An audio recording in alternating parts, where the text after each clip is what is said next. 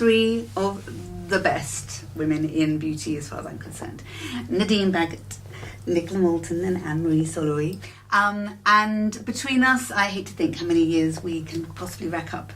But here we are to talk about ageless beauty and how beauty for women of every age, it's about attitude and confidence. It's not about your years. And so here we are. What do we think of the phrase ageless beauty? Does it actually have a purpose? Does it have a meaning? Well, I'm looking at you. No, because I've got the biggest mouth, so I need to shut up. So well, maybe I was briefed. Start and warm us up. No, I was briefed. Go on. Just say keep quiet. I didn't. I think that nobody can define what it means, and everybody's casting around for a phrase that is not anti-aging, because I think we all recognise that the whole premise of anti-aging is frankly ridiculous. How can you be anti-aging? It's the one thing we can't stop in life. Time moves on, we get older, and I think as far as the industry is concerned, everyone's trying to put a label on it because they've recognised that there is a group of women who aren't being addressed by anti-aging, and a younger group of women who probably don't buy into it, and nobody knows what to call it yet. So ageless is a sort of a bit of a tag at the moment, but I'm not sure. No. I mean, the thing is that for women of an age now who, 40's nothing, 50's nothing, quite often they're CEOs of companies, they're women who are very dynamic, who quite often, as I see from the profiles that I write for, they're being ignored when they go into a department store. They're being treated as if they're valued because of the way they look. And it seems to be that, fine if you're looking at a doctor's chair, they're very, very popular. But if they go to a makeup counter, if you've got their niece with them, they're going to get the attention, not the woman who actually has the spending power and the interest to still want to keep herself young. Because actually, women, myself, I was a teenager in my 80s. I grew up with colour and makeup and fun, and then the boring 90s came in with beige, and that audience of women who are the 40, 50-year-olds, they literally are just sort of you're not important, you're not as valuable because you're not being drawn to the counter by service. I spend a lot of time speaking to young marketeers of big companies to tell them how to speak to an older woman, because by accident more than by design I've become the oldest beauty editor in the industry. Apart from me. Yeah, I know. Still on a magazine. True. Yeah, no, that's still on true. a magazine. This one is a baby. We feel very maternal to this baby. So I, by accident, have become the oldest beauty editor, still plugging away in the industry. And so people speak to me and say, because obviously most beauty advertising and marketing is done by very young people who on some of the big brands might be in beauty for a short while and then they go off to soap powders or they'll go off to razors or whatever. And I regularly sit and chat to a whole group of very young MBA graduates and they go, how do we speak to an older woman? And I say, it's very simple. Firstly, get out of the mind that you're speaking to your grandmother. Realise that there's a whole generation for whom Madonna was our icon growing up. We were never going to go quietly off into the sunset. Yes. We have all the spending power because we've ridden in the UK a property wave. We're at the peak of our careers, so we are basically more powerful, we're earning more, we're more vociferous than ever before. We're living longer. Hopefully looking better because we're the guinea pigs for a whole host of stuff that's out there. But more importantly, you just need to reflect yourself back. I said it's very simple. All you need to do is if you're marketing a product that is aimed at 40 plus women, choose a 40 plus model. If it's 50 plus, choose a 50 plus model. L'Oreal Paris do it really well. I don't think for a second that they're pro-age. I think they're pro-profit. And to be pro-profit means you have to speak to women of my generation. You have to. It's crazy. You can sell a lip gloss to a 15-year-old and they'll buy it time and time again, but when you expect somebody to invest heavily in serious skincare, a full head of highlights, covering your grey, a full set of Pilates courses, whatever it takes to remain ageless, it's a serious investment. And do you feel they're the only company that really do embrace it right now? I think L'Oreal are doing it really well. Can I name names? I think Lauder do it very badly. You do not make Kendall Jenner the face of an anti-aging sheepskin mask. Yeah. I mean, you just don't. It's crazy. I mean, I've just come back from Cannes. I interviewed Susan Sarandon. I interviewed Julianne Moore. They've got Dame Helen Mirren. Mm-hmm. There is a reason why that company is the biggest company in the world. Yeah.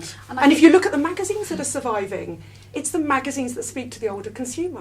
But also it's the magazines and the companies that have that authenticity. So they have got somebody who's a relevant age advertising the product, you know, they're not pretending that it's going to perform miracles. I think that's the other thing, is the, you know, everybody knows of the sort of confidence boost and the, you know, the feel good factor of using a great product, but, you know, don't tell me it's going to change my life, don't tell me it's going to answer all my problems, just tell me that it's going to just be that thing that makes my life, you know, makes me look a bit better, feel a bit better, all those kind of things. And that's really important, because we're actually the generation that have guinea pigged all of those We are. anti-aging products, and so all of the claims that were made about them, they work to some extent, but we know what the limit is, and yet the promises have always over-delivered, and they still do, and yet we're still buying those products. So there's something about them that we want in our lives still, and yet the messaging is still very old-fashioned. There's no recognition that these products will go so far. Beyond that, you have to start looking at other things. It's almost as if the brands are going, no, I don't want to hear that. We want to keep plugging the same message, and there's that thing, the statistic about anti-aging is still the highest searched term in terms of skincare and beauty, which is kind of ridiculous. And I think the brands are using that as justification for carrying on in the same way. And actually what they need to be doing is thinking about their consumer much more.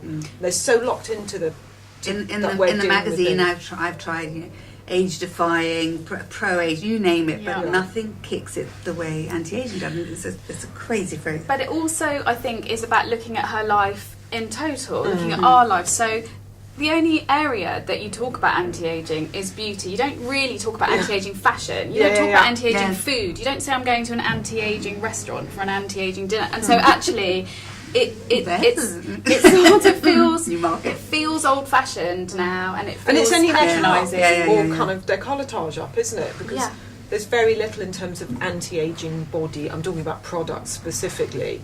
And yes, anti-aging hair is another factor, but it's still to do with the face and facial skincare. I think it's interesting what you said about anti-aging, because we're a generation that's grown up with those products and the promises of those products, and yet that is still the message, and they're still selling that message to a new generation who perhaps might not believe in it in the same way. I mean, I think we still do. It's a label that I have an argument with. It's not what the products do. It's not what the brands promise. 'Cause I'm going to carry on using face creams until I'm in the coffin. Why would I stop? You know, and yet that's part of the mindset as well, isn't it? You hit a certain age and suddenly you become invisible and nobody's talking to you.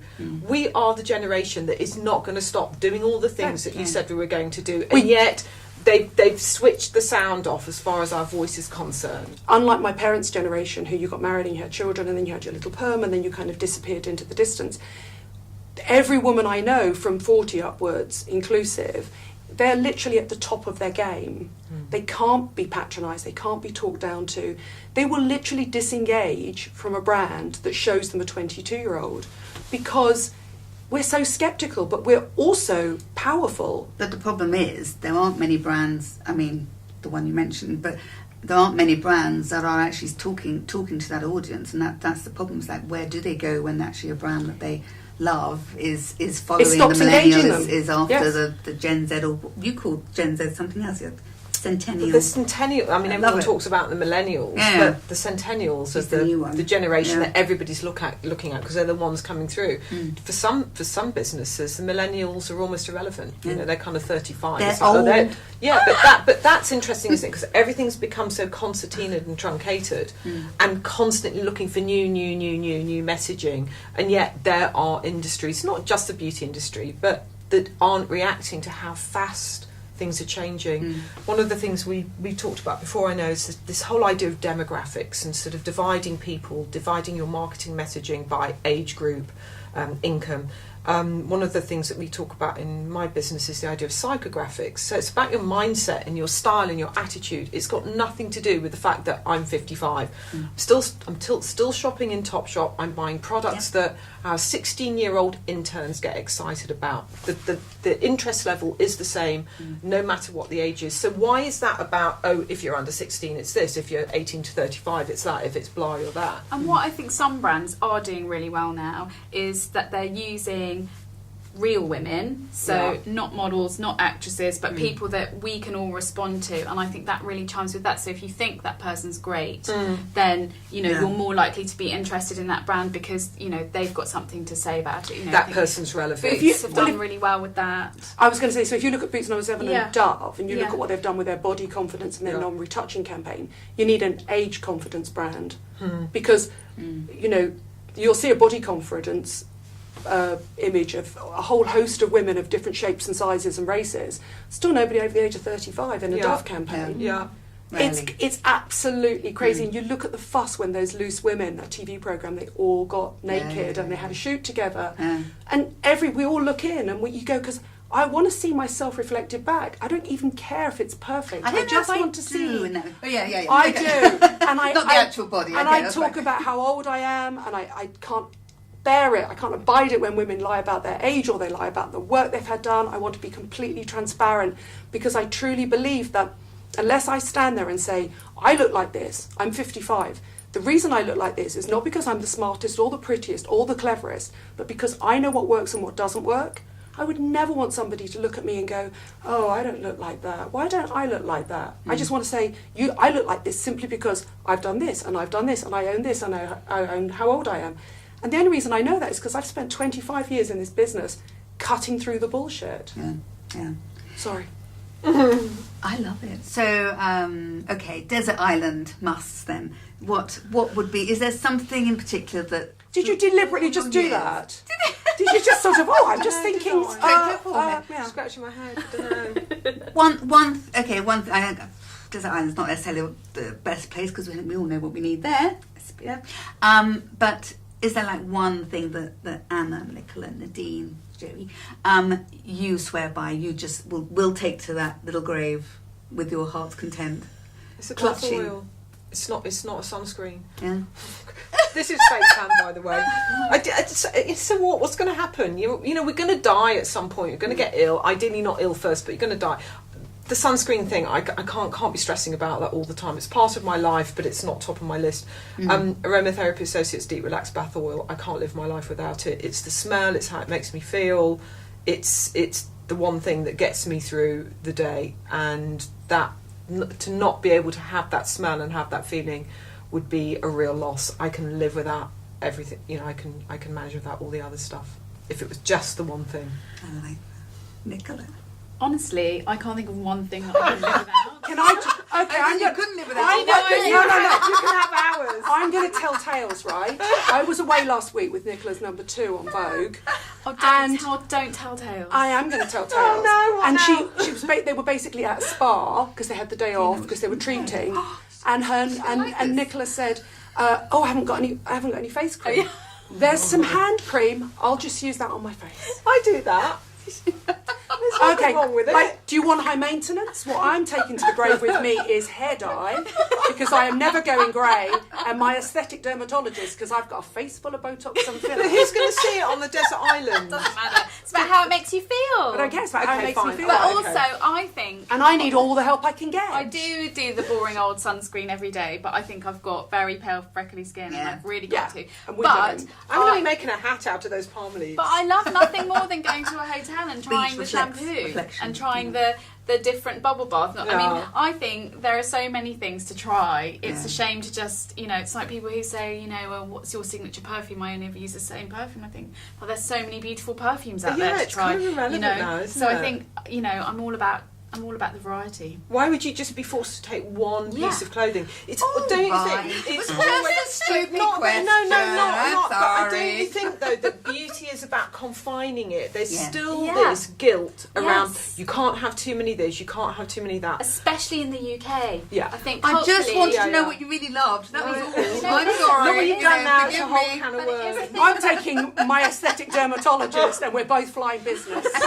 And it'll be a Maldives. It won't be a deserted island. But it is a Very easy to Diva. identify. But it is a thing about British women that I always think, look at the politicians. God Yeah. love them. If you look at American politicians, they're super groomed, they're camera ready. You look at the French politicians, they're always a bit foxy and wearing something great. And the UK politicians, it's almost like a badge of honour. I'm too busy, I haven't got time to get my hair can't- done. yeah. My mind's on higher But things. I'm not and we have vain. a sense of that. It's a vanity. Yes. It's a vanity thing. The Why irony is I'm not that vain bad? either. The irony is I'm literally Sorry, gen- I hear that. Listen, I was late shall here. we get I all just that? walked. I just walked for She 45 came in like minutes. this. I went to the toilet. I didn't even touch up my makeup or brush my hair. There's vein. There's Well. vein and there's vein. But I do deeply care that I look a certain way, and I have a very signature look. And I wouldn't leave the house without washing and styling my hair or a quick bit of eyeliner or mascara. But So that's beyond standards that, rather than vanity. but beyond that, I don't care. I will not reapply my makeup for the rest of the day. I dye my own hair. I cut my own hair. If I could do my own Botox, I would. But sadly, I'm not smart enough or medically trained. But I think it's about the labelling of vanity. I don't think that is vanity. I think that's absolutely normal for a lot of women, but we're made to feel as though we're spending money, we're earning it, generally. It's not men who are in charge of how much money we spend, for most women now, I would say. But it's the fact that we are seen to be less and shallow for actually spending that money and spending that time on how we look and how we feel. Nobody criticises a man from driving down the road in a Ferrari, and yet a woman is still held up about spending, I don't know, £150 on a face cream. It still makes headline news in all of the publications that we write for, because there's something shocking about it. And I don't see the difference between a Ferrari and a £150 face cream, it's so because you can get old-fashioned. down the road in a cheaper car. I mean, when I worked at Vogue, I literally banned all those words like pampering, me time, all those things that are just so old-fashioned. It's got nothing to do with the way we use beauty products today. All those really negative things like anti-aging, correcting flaws. I would always change everything so it was about enhancing and helping and solving and all of those things, rather than talking about problems, because that's a really important mindset that we have to shift, I think.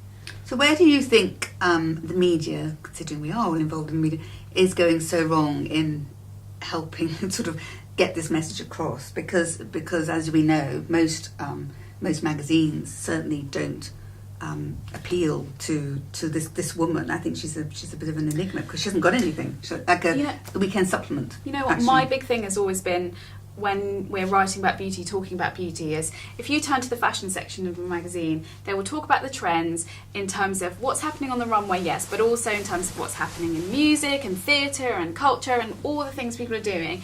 And then you turn to the beauty section and it's 10 best mascaras. And actually, my point is, the beauty world and the products we buy, every bit, and how we style our hair is every bit as much as an indication of what's happening around us as it The is what we cultural wear. influence, yeah. But nobody ever talks about it like that. Yeah. But women don't want to listen to it like that. All women want to know is what works. Try it. They really want the basics. I have pigmentation. What serum should I buy?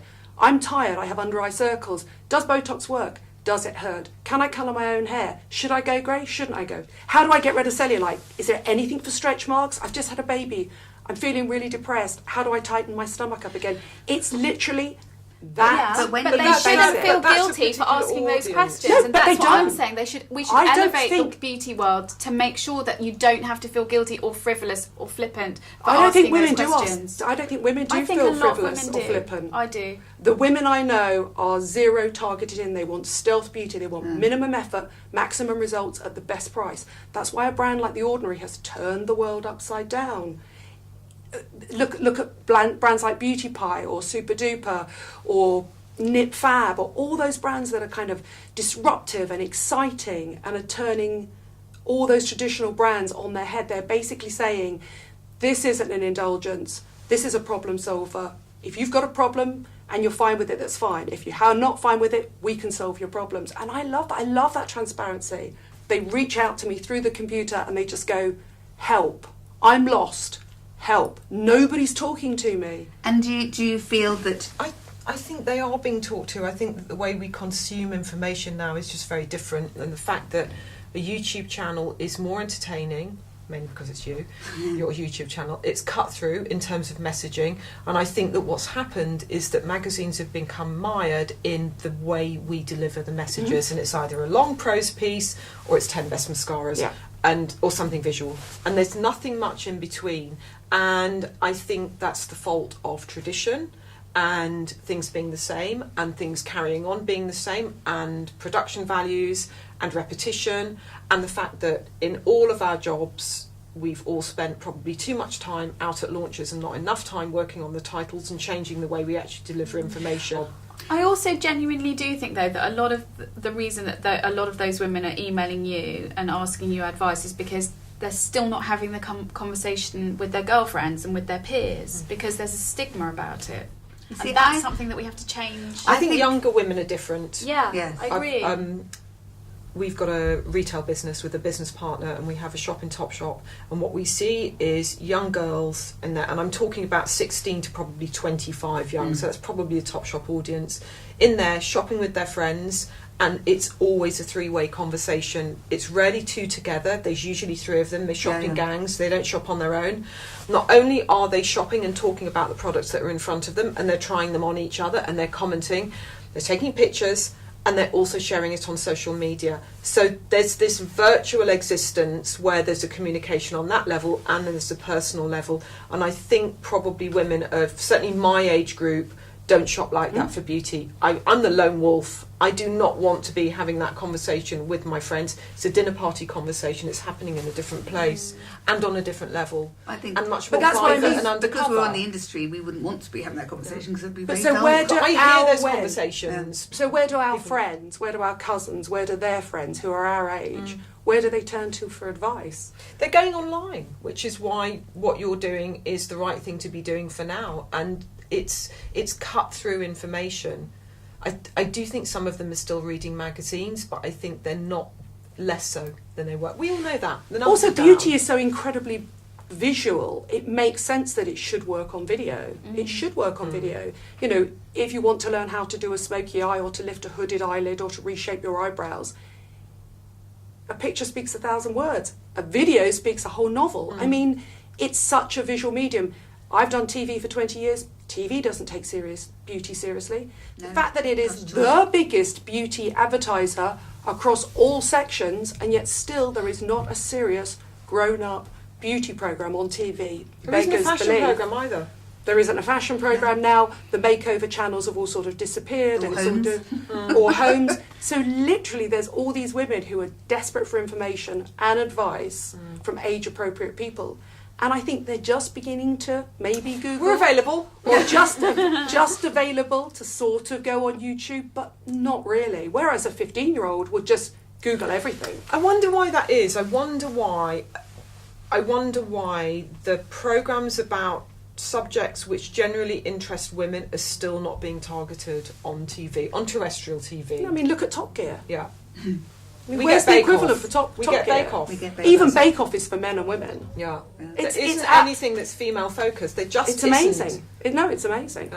Yeah, it's. That's all wrong. I have to say, I mean, I've always written for magazines for real women, and I can say it, but you know what it's like. Fashion in our industry, fashion titles are regaled, and a lifestyle magazine for women is very much not as impactful in the beauty industry. You know, it took a lot of work to get certain brands to really ignite and engage, and then sadly the way it's gone with millennials and centennials being much more marketable, much more desirable, the older woman is we see with the magazine, you see that the interest is declining, and it's like, how can that be when you know that by 2025 80% of the UK will be over 50, and yet you're not, there's you're not... And will own 60% of the disposable income. Yeah. But also, And if you look at the magazines that are doing really well, the best-selling Sunday supplement is You Magazine. Yeah.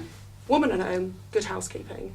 Yeah. And yet they're still not revered, even within their publishing houses. But when you look at the engagement they have as magazines... Absolutely. Their readers are genuinely devoted, engaged, and they're loyal. engaged. And it is interesting that you know, it's... Yes, the trend's relevant, etc. Always, of course, but it's making it work for that consumer, that woman, making it seem personable to her. It's because the older consumer is considered to be not sexy and therefore not desirable. Should we not able to just get a little bit more elevated on the bed? They're not able to reproduce any longer. It's basic, it's human, it's animalistic, and therefore we're not seen to be attractive. But it's not that we've disappeared. People still need to have a conversation with us. They're just choosing to focus on the younger, prettier. But that's why I said at the end of the day, I don't believe for a second that there is a beauty company out there that is pro-age. They're just pro-profit. And when it comes down to money, which is essentially what's happening now, suddenly they have to engage. And a lot of the times they're lost. They don't know how to do it. Well, which is why you must get called into all of those meetings, as we all do. How do we talk? Who is this new consumer, and how do we talk to her? Spent the past 2 years having those conversations with brands. I think when you're talking about older women as well, I think Anna-Marie, you know more about this from a retail perspective because of Beauty Mart, but you know, where as an older woman, where do you want to shop for beauty? 9 times out of 10, traditionally you would have gone to the department store. Nobody wants to go to the department store now. It feels old-fashioned. It feels like you're being sold to when maybe you do just want to have a conversation. Messaging. Yeah. So you know, so it's almost like the retail side needs changing as well. Yes, and that's very difficult to shift because it's based on such historical the model's in place and the business plan's in place, and that's how those businesses work, both the retailer and the brands in there, and it's really hard to break that. It's something that we tried to do when we launched Beauty Mart, and there's still very few people doing what we do, and it's 5-6 years on now. I think there's an awful lot of research going on online beforehand. I do still think that women want the physical experience of bricks and mortar retail. They want to have a conversation with somebody. They want some level of expertise there. They don't necessarily want the heavy brand message, and I think they cut through that by doing their research beforehand. What we see is a lot of very knowledgeable women coming to shop in store. They know the product. They can almost say as much about it as I could tell them or any of our store staff could tell them. They know what it is, they know how it works, they just want that kind of final bit of the experience. They want to try the packaging, they want to smell it, they want to touch it, feel it, put it on, and then make the decision. 95% of that decision, I think, is made up in their head before they even get to the shop. But I think they're still going to the shop to buy it because I think there's just more of an experience. There's more excitement. And also, and the you final know yourself. tangible. The tangible bit. Yeah. If you've really decided, important. you've researched it, and you've decided that that's the cream you're going to buy, actually, if you're honest with yourself, when you get there, you do also want to just get the cheeky lip gloss or the mascara at the same time because that's the thrill. That's the bit about beauty that we all love, and that's a really important part of it, the feel-good thing. Yeah. Do you think our opinions are a bit skewed because we don't actually... Well, actually, you probably do now, but we don't actually spend much time. We haven't spent much time at the counter us because we've been presented. I mean, I always think that's the question. If you lost your job tomorrow and you had to go shopping, where would you go shopping? You know, I'd go to 2 or 3 lines, 2 or 3 places online. I would spend my money on cosmeceuticals, and then I'd be straight down Boots and Superdrug. You'd never catch me in a department store, ever. Why? I mean, because I don't want to be sold to. Yeah. I know what works, I know what doesn't work, I know where to save money. You know, I'd be straight at those hardcore brands that are sort of middle market that I think are really clever. And then you choose your an expensive serum or an expensive this or an expensive that. And the rest of it, mascara, liner, lip colour, anything short of a foundation, I'd straight in Superdrug. Absolutely. That's the thing with beauty, when it's on, you don't know what the brand is. You don't. It's not like walking around with a Chanel, obviously, the Chanel products land on the desk and they're so beautiful and everybody wants them, but once they're on your face, do you really know that they're Chanel? It's like carrying a 255, is it? Yeah, that's true. And I do think women consume beauty the same now, the way you said about fashion. So they buy a little bit from Topshop and a little bit from Primark, and then because the Primark eyeliners are amazing, and then you go into Topshop and you might get a quick piercing in Topshop and pretend it's from somewhere super high-end like Liberty, and then you've got your little sort of fake diamond in here, and then you get your foundation from The Ordinary, but you're sort of thinking, oh, maybe it's not quite as nice as Chanel, but I haven't got that money this week. I mean, it's... People shop across price They points, do, across brands. totally. Which is why, for me, the kind of mono-brand messaging feels, if we're talking about retail model being out of date, Yeah. I think the mono-brand messaging's out of date. Yeah. Why would you expect anybody to buy into just one brand and one sort of range of products that all look the same on their And that bathroom old shelf? way of, I mean, the last time I was on counter obviously was when we were in Selfridges doing the charity events, and you'd take somebody on counter and then I'd say, oh, can you look after this lady? She's got blackheads or something like that, you know. And the next thing you know, 6 products are lined up, and I'm like, no, you just need that overnight. Come over here. If you want that, you need to go to a different brand. By the way. But that's And that is the that's best- how they're trending. that brand's It's really link good at selling. it. And Yeah. that's the best thing Is that the about... last time? Yeah, that's the Gee. best thing about the explosion of information and in some ways disinformation that's out there now. Why the sort of value of youth is undeniable. It just is. And we've got to work out how to... But the value of experience is but massively but it's underrated. not pretty. The value of experience isn't a pretty face, is it? Or isn't it a youthful pretty face? Well, also, I mean, you know, I spent years using models who were more age appropriate for my audience, and it's really hard when you crop in tight on a video to look at a bit of eyeliner going on crow's feet, and it's not as pretty, but it has to be shown. It does have to be shown. And I think, I don't know, this drives me mad. You see, I don't filter, I don't Campaign for I don't women. filter, I don't face tune any of my pictures. I own exactly what I look like, and I own my age and everything. And when I do my eyeliner and I go, yeah, you know, you're going to have to pull your face like this because otherwise your eyeliner's not going to go on straight. But that is and all I get is comments going, oh my God, thank heavens I've finally seen somebody my age telling me how to apply eyeliner. So lastly, rounding up, do you feel that the next generation of beauty editors, I mean, you know, we were journalists when we kicked in. That's our heritage. That we weren't meant to be models. It was never an issue on how you actually looked. It was how you could report and tell a story and you know, in-depth interview. And so do you feel that the next generation of beauty editors Have to be beautiful. Have to be beautiful, and good luck, because your time scale could be quite short? Or do you think actually there'll be a whole new wave of interest that will... Currently, Any idea? beauty editors have to be 360. So a beauty editor cannot simply be a beauty editor. They have to be available to be on video, on Facebook Live, on Instagram. So where I therefore, went to wrong. get the engagement, they also have to be quite attractive. Shit. And it is because we were hired as journalists. I was a features writer first. Nobody thought about that. You know, you'd be lucky if you got a picture byline back in the day, right? Now you open a Sunday supplement and the beauty editor is over 5 pages testing Hollywood looks. That would be unthinkable in our generation. We'd have used a model, but they have to become brands in their own right. It's also cheaper content. Yes. Nobody's shooting. Nobody Yes. wants to pay the global rights for the use of that model. So you end up not only filling the space for words, you're filling the space for pictures because the budgets have dropped through the floor. I do think nobody loves more than 3,000 words on fragrance than me, right? But And me. By God, they're good 3,000 words on but equally, I think the thing about the next generation of beauty editors being more like ambassadors will mean that they are road testing the products. They are, you know, so they will have this forensic knowledge of products that, I mean, I'm sure I certainly don't have. Because of the usage, and then being, you Yeah, mean them actually they're being actually seen to trying it. physically, Yeah. they're having to prove that they're doing Yeah. the job there. So Behind the then scenes, the it's problem- the ultimate behind the scenes. So So isn't products it? Absolutely. still need to be good, Yeah. and they still need to work, and they still need to be transformational. That's Yeah. all anybody can ask. Whatever age you are, you just want to see a difference. But the problem is most beauty editors are 35. So again, who's speaking to women I our remember age? when I started at Vogue thinking, God, I am now the right age to test skincare products Yeah. because I can see a difference. How old were you when you started at Vogue?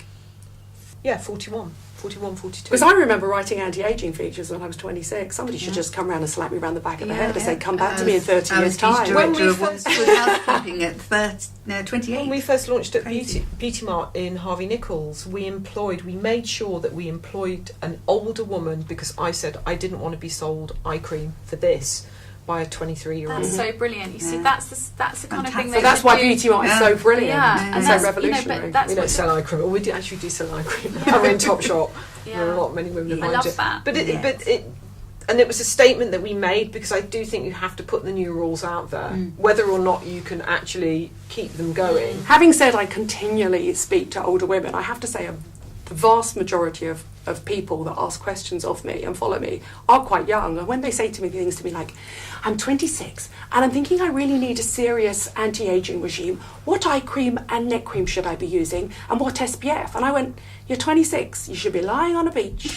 I'm sorry. SPF nada. In a thong, drinking correct that cocktails one. Erase and that. behaving very irresponsibly 30 minimum. with really gorgeous men. Come back to me in 30 years' time and then we'll talk eye cream. least But Have a also, smile on her luckily for this generation, in 30, they won't even need to worry about No. 30 years' time because the technology Will will be have gone so far. amazing. They won't have to worry about the things we've had to worry That's about. what I said, and also It don't won't worry. be about that No. at 40 because they'll have dealt with that at No, 20. I said also don't worry because by the time you're my age, there'll be this little sort of circular thing that you'll walk into. Your entire body will be lasered and you'll come out brand new. It'll be fine. You just press a button, be cloned, and you're done. I know, beautiful. I love it. Thank you. Thank you. Good fun, Just, thanks. that was fabulous. Couldn't ask for 3 better people on the bed. have to And say. let's work out how long have we actually been writing about beauty between all of us. So 26 years. Oh, you sure? 28, 30. 20. 29. And you're the smartest. You went to Cambridge. Add that up. Double it. Double it. Ancient. 26. 26. Yeah. 46. Are you sure I was about a feature writer okay, first. all right. So 46, 76, 75. How many were you? 30. 30. Over 105. 105. No, over 100. Yeah. There we go. I could have lied, but I don't do that. We need a letter from the Queen. Yeah. Thank you, guys.